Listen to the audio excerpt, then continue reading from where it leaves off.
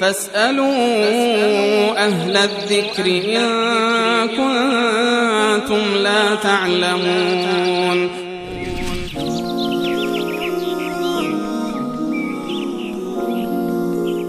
بیننده بعدی سوالش این بود که از نظر شرعی انسان متأهل تا چند وقت میتونه از همسرش دور بشه؟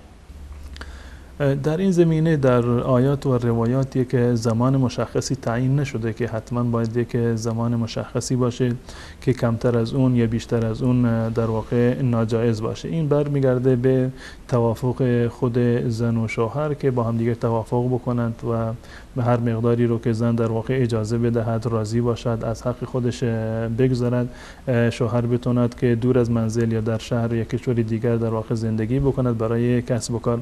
منتها در آثار اصحاب رسول الله صلی الله علیه وسلم از حضرت عمر رضی الله تعالی عنه نقل شده که در زمان خودشون 4 ماه رو تعیین کردند. اینو به عنوان بخشنامه در آورده بودند و اعلام کرده بودند به کسانی که در جهاد هستند و همچنین کسانی که برای کسب و کارم رفتن. حکمشون هم این است که تا 4 ماه میتونند حتی بدون اجازه همسرانشون در واقع دور از ایشون باقی بمانند. اما همون گونه که عرض کردم در این زمینه زمان مشخصی از در آیات و روایات رسول الله صلی الله علیه و سلم تعیین نشده.